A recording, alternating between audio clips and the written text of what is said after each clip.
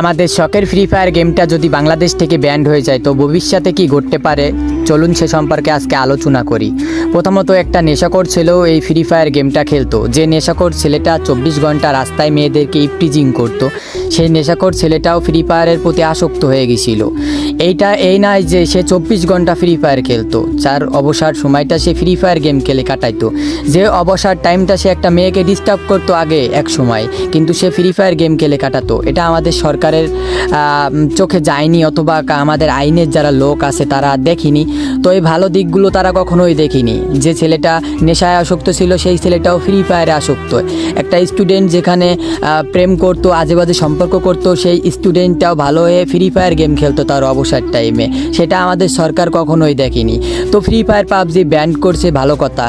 যেখানে আগে সপ্তাহে কেস নিত, বিভিন্ন ধরনের কেস, মারামারি হুড়াহুড়ির কেস কোর্টে যাইতো, কিন্তু ফ্রি ফায়ার ব্যান করার পরে আমাদের দেশে অধিকাংশ কেস যাবে ধর্ষণ মামলা লাইন লেগে যাবে। যে স্টুডেন্টটা এক সময় ফ্রি ফায়ারের প্রতি আসক্ত ছিল সেই স্টুডেন্টটা এক সময় মেয়েদের প্রতি আসক্ত হয়ে যাবে।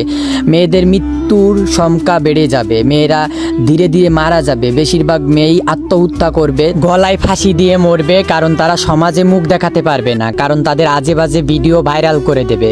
বর্তমান জেনারেশনের ছেলে মেয়ে অনেক ভয়ানক। যেমন দেখুন, এই স্টুডেন্ট কিন্তু দেশ স্বাধীন করলো দ্বিতীয়বারের মতো, সেই স্টুডেন্টরাই কিন্তু এই ফ্রি ফায়ার গেমের প্রতি আসক্ত। আর আমাদের দেশের সরকার, বর্তমান সরকার এই ফ্রি ফায়ার গেমটায় ব্যান করে দিতে চলেছে।